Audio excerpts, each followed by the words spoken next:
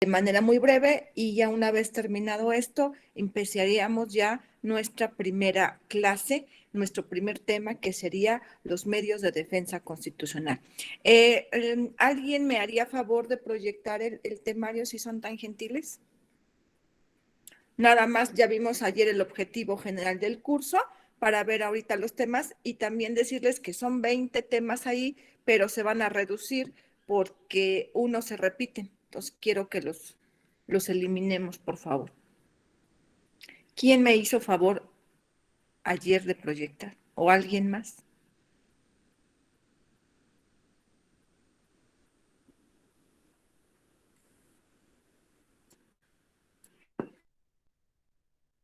Yo lo tengo, maestra. ¿Alguien me ayuda? Por favor, Melissa, si eres tan amable.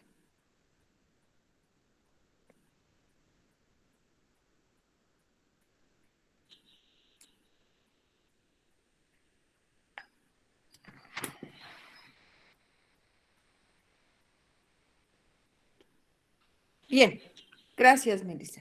Si me puedes subir un poquito, ahí está. Fíjense bien, en el tema número 1 vamos a abordar los medios de defensa constitucional. Ahí les voy a enseñar a distinguir, muchachos, lo que es el juicio de amparo de las acciones de inconstitucionalidad y de las controversias constitucionales, ¿sí?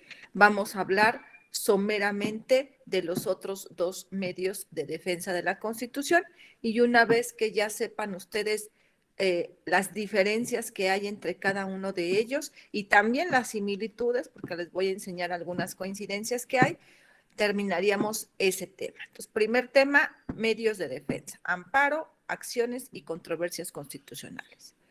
En el segundo tema, dice fundamento constitucional del juicio de amparo, ¿sí? Aquí tengo que analizar con ustedes el artículo de la Constitución que prevé la figura del juicio de amparo. ¿Alguien me puede decir cuál es ese artículo? El que prevé el juicio de amparo en la Constitución Federal. ¿El 107 y el 103? No, nada más uno. ¿Con cuál te quedas? El 107. No, es el 103.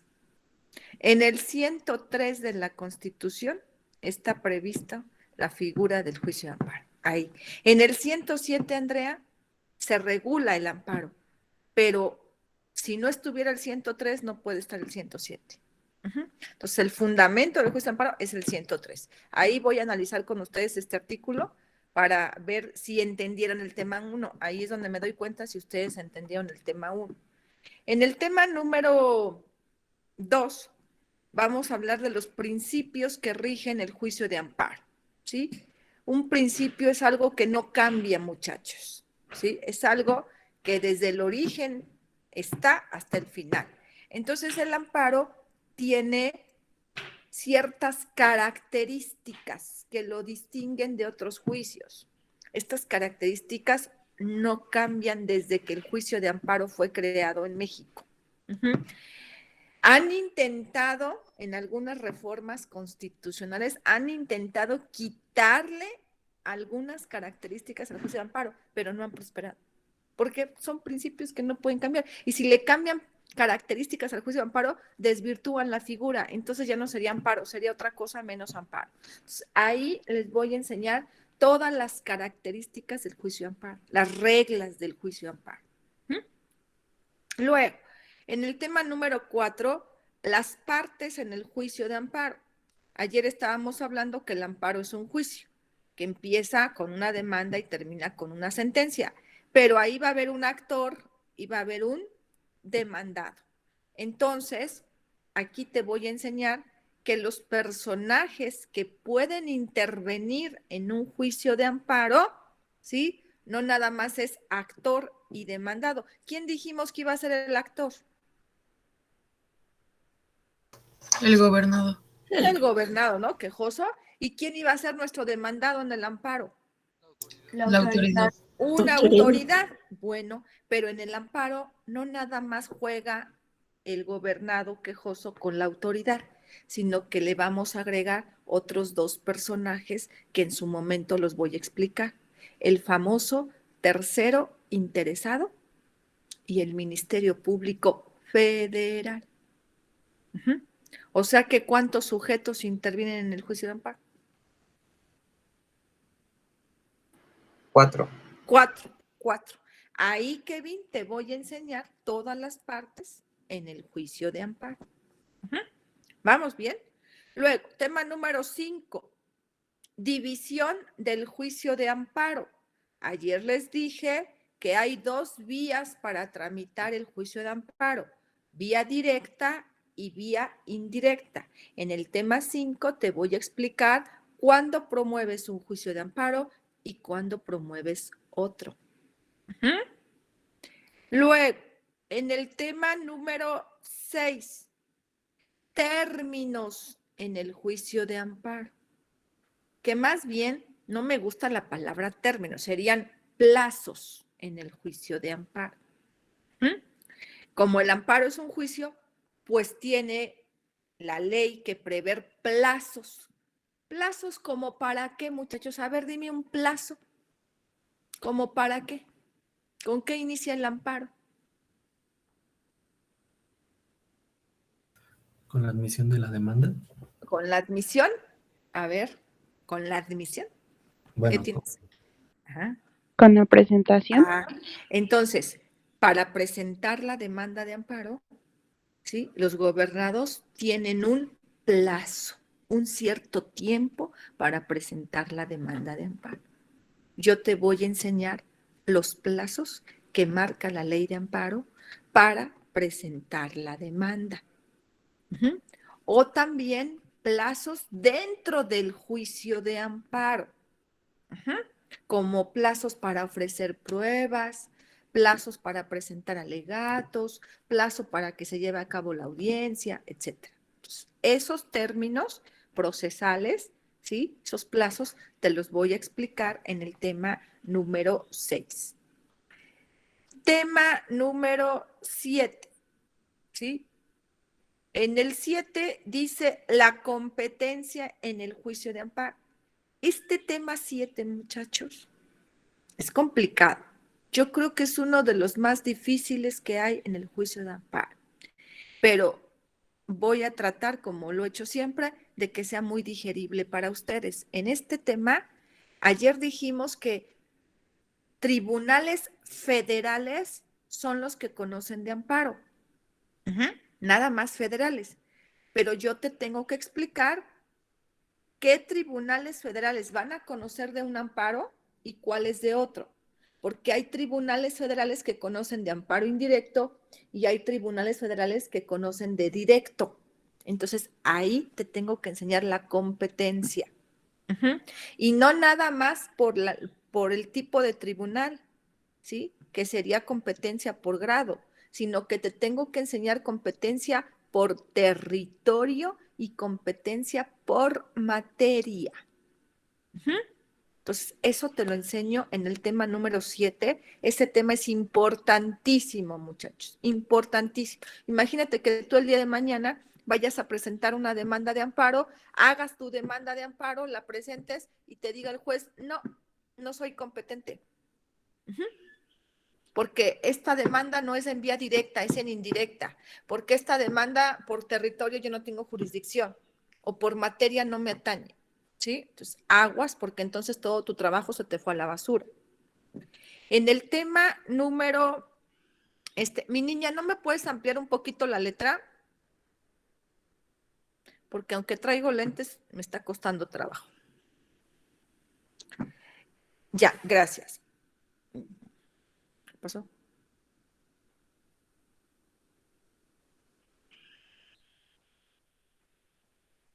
Gracias, mi amor. En el tema número 8, ahí vamos a explicarles la improcedencia y el sobreseimiento del juicio de amparo. ¿Qué voy a explicar aquí? Los casos en que el juicio de amparo no procede. Ni se te ocurra desgastarte haciendo una demanda de amparo, porque si la presentas te la van a desechar. ¿Por qué? Porque hay ciertos casos contra ciertas autoridades, el amparo no procede. Yo ayer te dije que el amparo procedía contra todo tipo de autoridad. Hay algunas que no, ¿sí? Entonces, contra determinadas autoridades el amparo no procede. Te voy a explicar en ese tema en qué casos el amparo no procede.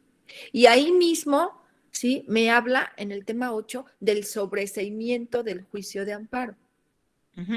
Hay veces que tu demanda de amparo ya está admitida, el juicio está en trámite, el juicio de amparo, y por alguna razón el juez o el tribunal de amparo da por terminado el juicio de amparo sin llegar al dictado de la sentencia. Lo da por terminado. ¿Por qué? Porque encontró una causa de sobreseimiento. Yo te voy a enseñar cuáles son esas causas, ¿sí? Porque no porque la demanda esté admitida y el trámite esté en juicio, quiere decir que vamos a llegar a la sentencia. Hay obstáculos que impiden al juez que se llegue al dictado de la sentencia.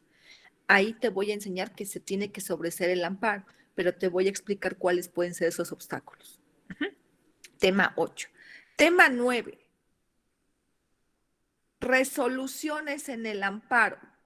Este tema, táchenlo. Resoluciones en el amparo. Porque de la única resolución que yo voy a hablar con ustedes en el juicio de amparo es de la sentencia. Y ese tema viene más adelante. Entonces, ese tema quítenlo.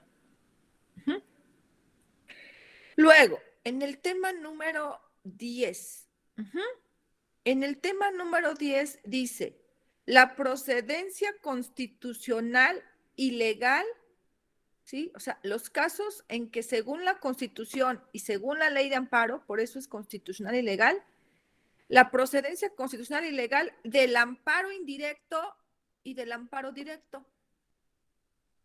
Este tema se repite ¿con cuál?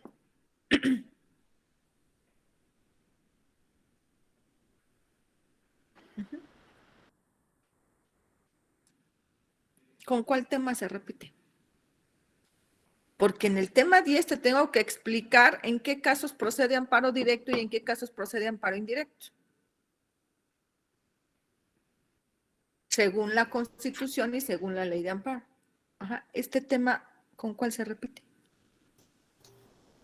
¿Sería con el 5? ¿Perdón? ¿Sería con el 5? Es con el 5, con el 5. Entonces tacha el tema 10 porque está en el 5. Tema 11, tramitación del amparo indirecto. Este sí te lo voy a explicar, ¿sí? Cómo se tramita un amparo indirecto, desde la demanda hasta la sentencia, los pasos a seguir.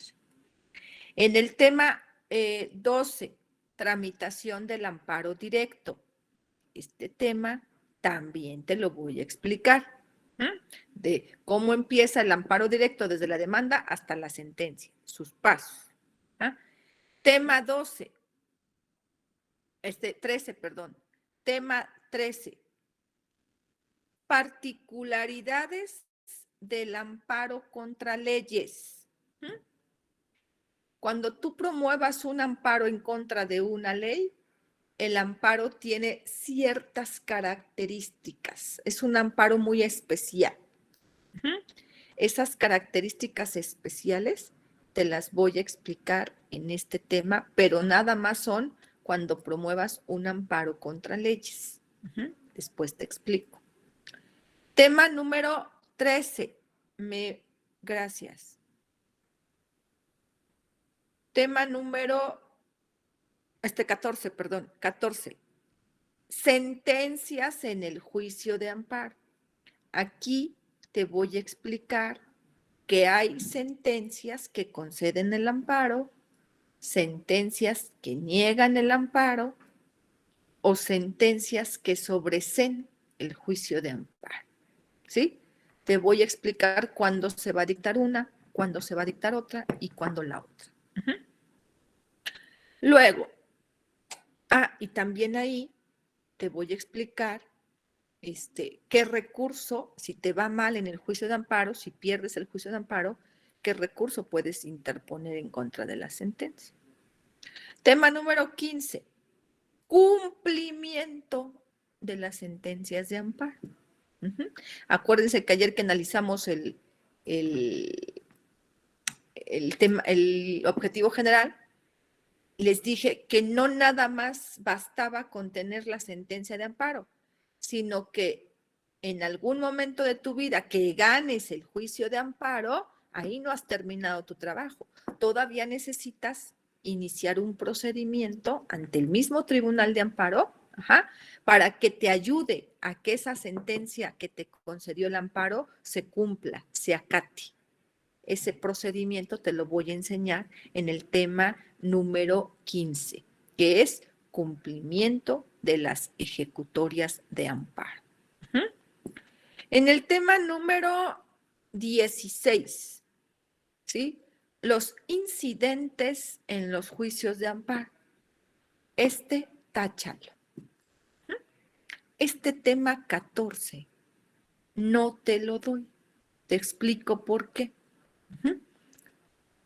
En el juicio de amparo hay más de 50 incidentes, más de 50 incidentes. Unos son de amparo indirecto, otros son de amparo directo y otros son de los dos. ¿Sí? Tú sabes que un incidente es un juicio, pequeño juicio, que deriva del juicio principal. Procesalmente hablando, un incidente es un pequeño juicio, ¿sí?, que deriva del principal. Entonces, yo te tendría que enseñar aquí en este tema el trámite de cada uno de los incidentes. ¿Tú crees que me va a dar tiempo? Del único incidente que te voy a hablar es del incidente de suspensión del acto reclamado. Es el único. Y ese tema viene más adelante. Entonces, tacha por favor. Ese ya te lo voy a dejar a ti para que en tus ratos libres compres un libro que hable de los incidentes en el juicio de amparo y estudies por tu cuenta los incidentes. No me da tiempo. Luego, en el tema número 17, la suspensión del acto reclamado en el juicio de amparo. Este tema, por supuesto que te lo tengo que explicar. Es de suma importancia en el juicio de amparo. Y la suspensión del acto, ¿sí?, en amparo indirecto es a través de un incidente. Por eso te decía yo que del único incidente que voy a hablar es el de la suspensión. Este tema es importantísimo, ¿sí? Muchas veces al abogado, más que el amparo, le interesa la suspensión. Ya veremos su importancia en este tema. Y luego, tema número 18. Los recursos en el juicio de amparo. Imagínate que el día de mañana tú tramitas un recurso. Perdón, un juicio de amparo. Y el juez de amparo te desecha la demanda de amparo. ¿Te vas a quedar cruzada de brazos?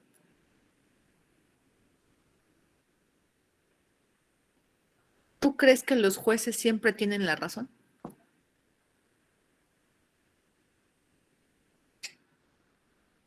¿Tú crees que ellos lo saben todo y que nunca se equivocan?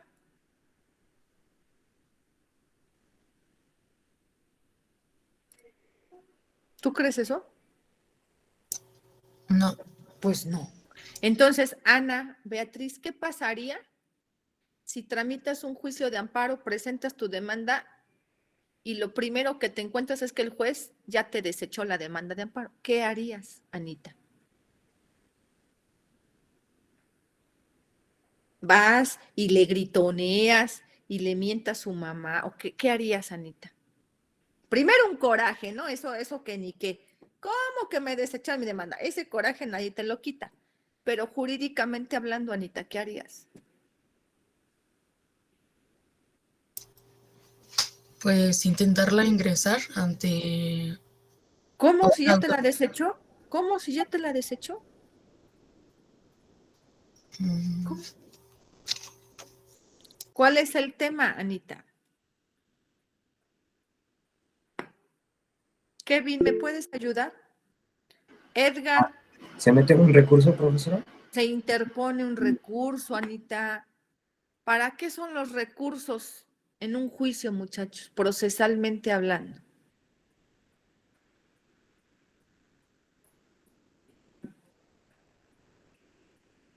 ¿Para qué son los recursos?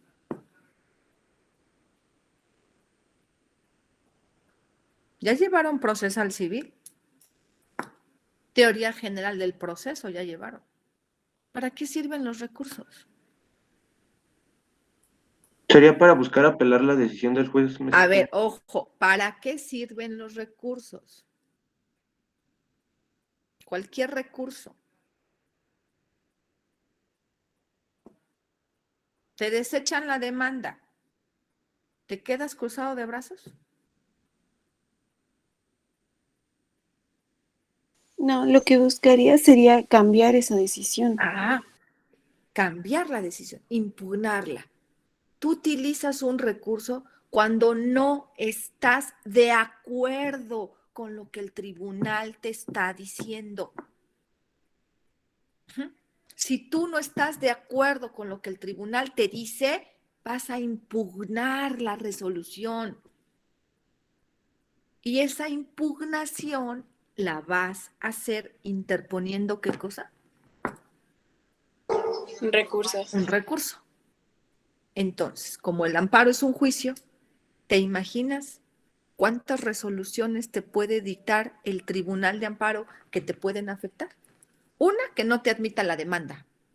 ¿Qué otra resolución te puede afectar que dicte el tribunal que te pueda afectar?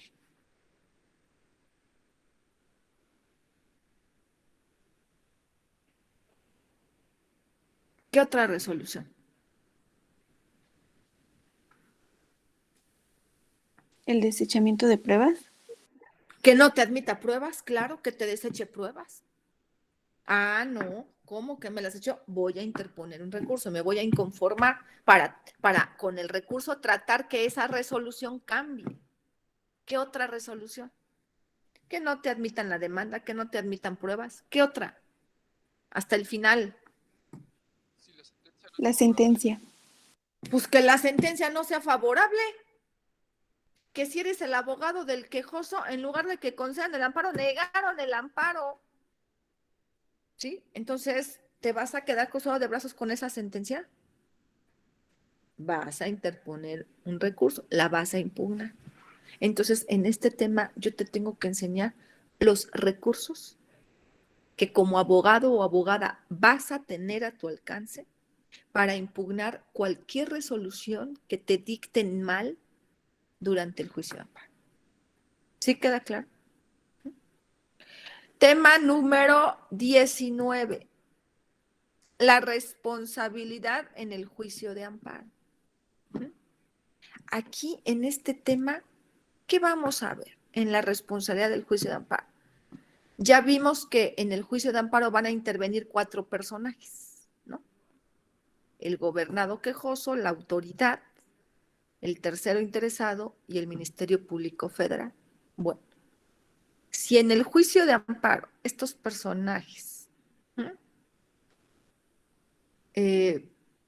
dicen mentiras, si no tramitan correctamente el juicio de amparo, ¿sí? Si no litigan de buena fe, pueden incurrir en responsabilidad penal. ¿Qué quiere decir? Que pueden estar cometiendo un delito. Tanto los gobernados, como la autoridad responsable, como el tercero interesado, como el Ministerio Público Federal. Entonces, es importante que ustedes conozcan que el día de mañana, si litigan un amparo y no lo litigan bien, pueden hacer incurrir en un delito a sus clientes. Eso lo vemos en el tema número 19.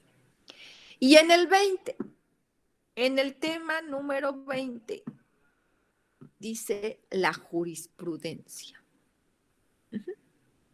¿Y esto qué tiene que ver con el amparo, maestra? Bueno, Porque esta figura de la jurisprudencia es una figura que se encuentra regulada en la ley de amparo. Ninguna legislación te dice cómo se crea la jurisprudencia. Ajá. La única legislación que te dice cómo se crea la jurisprudencia es la ley de amparo. Entonces yo te voy a enseñar ahí, pues, qué es la jurisprudencia, que de una u otra manera usted ya tiene una noción, ajá, y los tipos de jurisprudencia que hay, y la forma de creación de la jurisprudencia. ¿Sí? Y eso sería todo. Ahora, por ahí hay algunos profesores que dan amparo y les hablan a los chicos, gracias, muchas gracias, compañera, y les hablan a los chicos de los antecedentes históricos del juicio de amparo, ¿sí?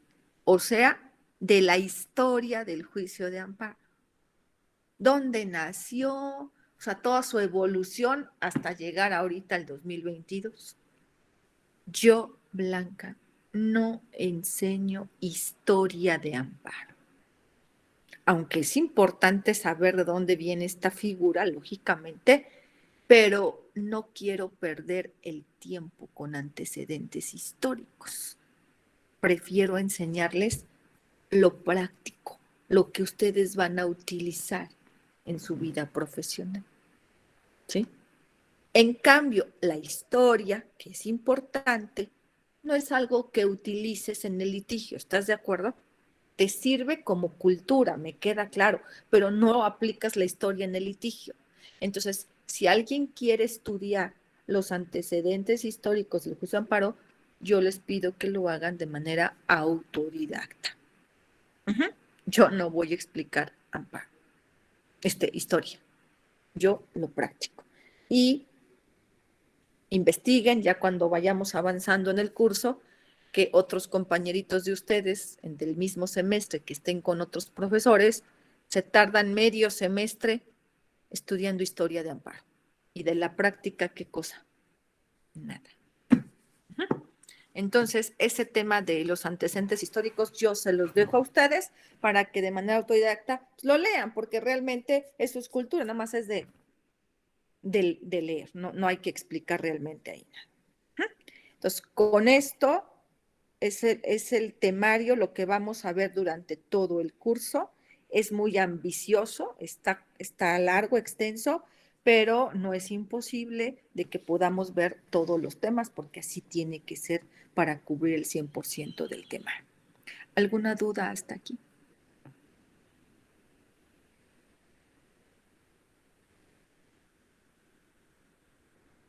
¿No? No. Bueno. Si no disponen de otra cosa, empezamos tema número 1. A partir de este momento, formalmente empezamos el curso.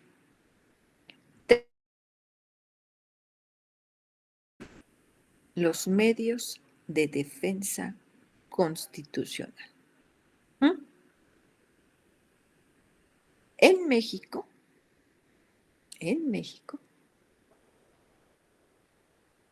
tenemos 3 medios para defender la Constitución Federal.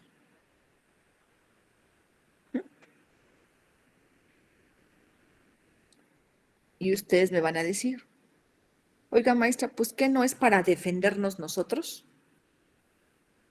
Es que si tú defiendes la Constitución, por vía de consecuencia, también te estás defendiendo tú. Y para entender este tema, medios para defender la Constitución. Para defender este tema, tendríamos primero que nada que hablar del principio de supremacía constitucional. Este principio de supremacía constitucional, ¿en qué artículo de la Constitución está previsto? En el 133. En el 133. 133. Ujú. De la Constitución Federal. Y es un artículo muy controvertido y que de una u otra manera ustedes forzosamente cuando estudiaron Derecho Constitucional tuvieron que analizar. Este principio de supremacía constitucional, ¿a qué se refiere? ¿Alguien lo puede decir?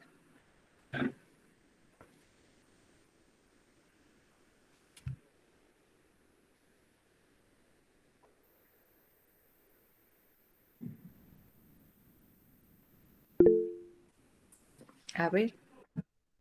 Adelante, Edgar.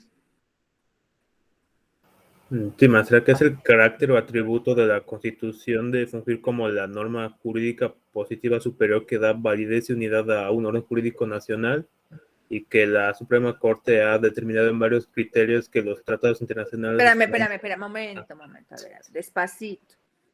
¿Sí? A ver, lo primero, Edgar.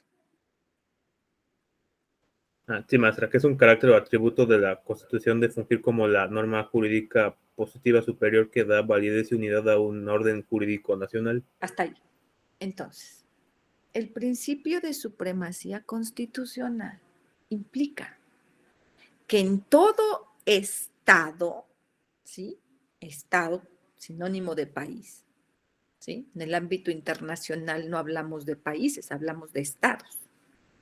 En todo estado, ¿sí?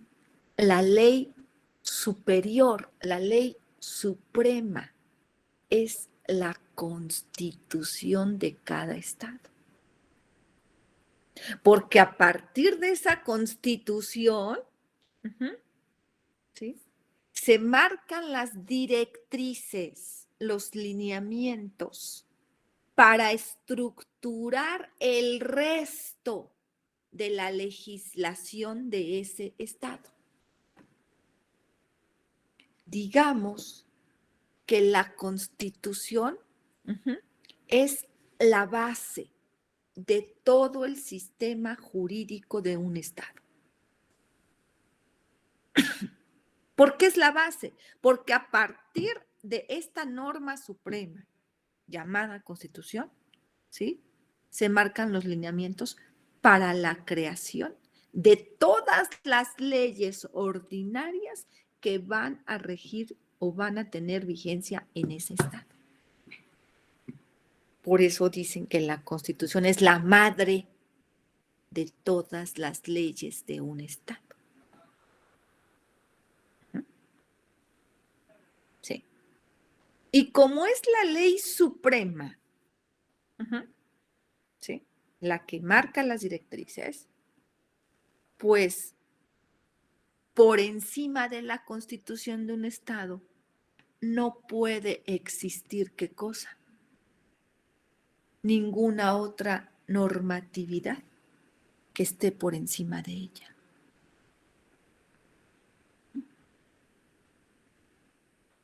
Ni siquiera los tratados internacionales están por encima de una constitución.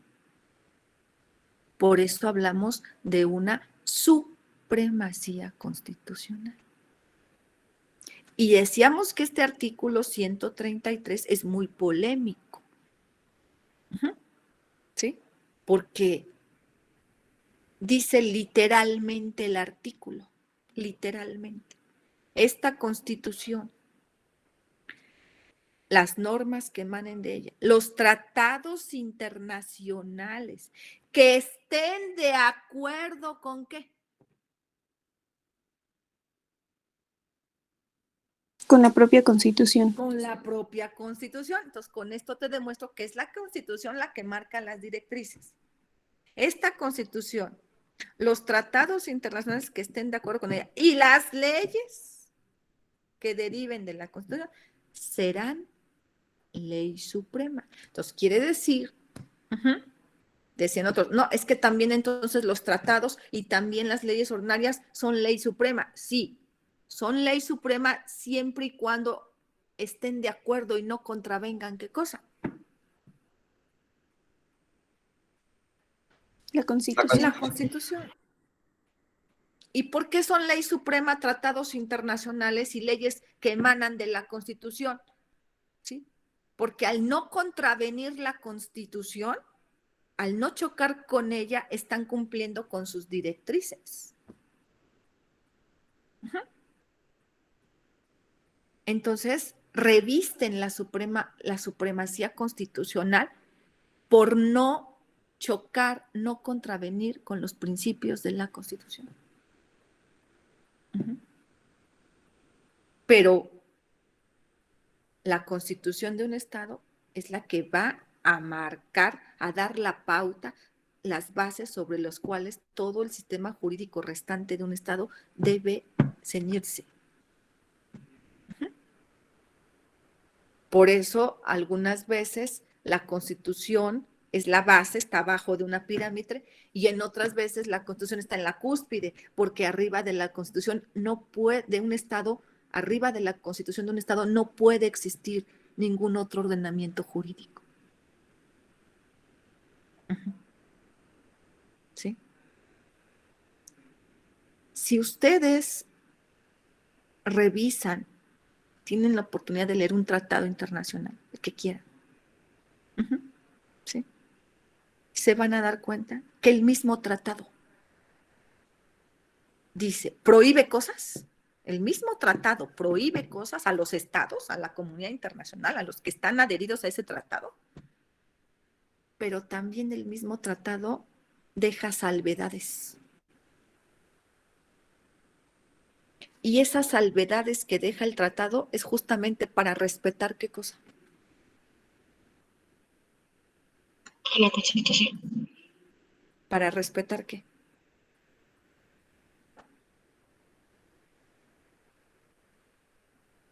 Los tratados prohíben a los estados que forman parte de ese tratado muchas cosas. Pero el mismo tratado deja salvedades. El tratado dice, esto está prohibido, salvo que ¿en dónde?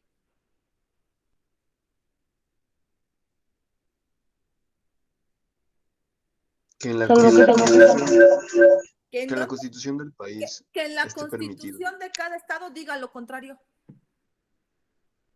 Entonces el mismo tratado reconoce, ¿qué reconoce, muchachos? La supremacía de la Constitución de cada estado.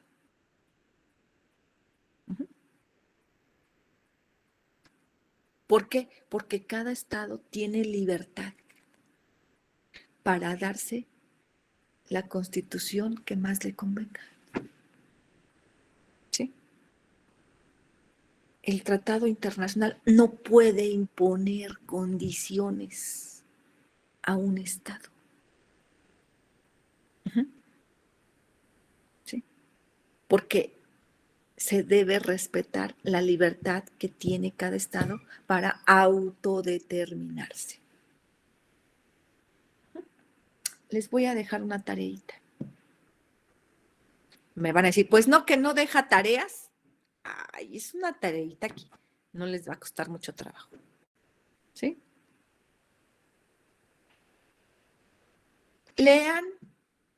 Lean algunos. Lean el Pacto de San José. Acuérdense que ese pacto, ¿de qué habla,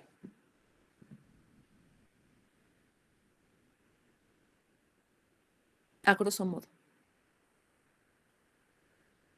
¿De qué habla el Pacto de San José? ¿Es el Sistema Interamericano de Derechos, profesora? ¿De qué derechos?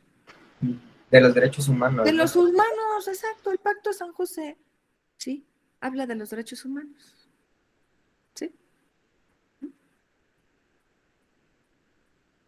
Convención Interamericana de los Derechos Humanos. Léanla. Son 25 articulitos. Mañana, pero también si la pueden imprimir, se los voy a agradecer. Mañana vamos a leer algunos artículos.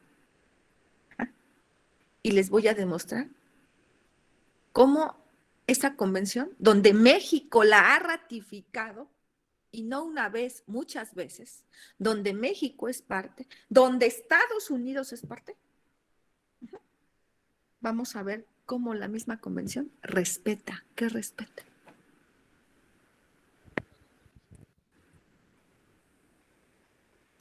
La Constitución. La supremacía constitucional de cada estado parte. Así es. ¿Sí? Mañana explicamos esto. La base del juicio de amparo empieza en el artículo 133.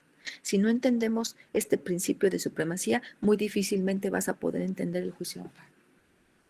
Hasta mañana, chicos. Hasta mañana, profesora, gracias. Bye. Hasta mañana, maestra, gracias. Hasta mañana. Tenga un buen día. Hasta mañana.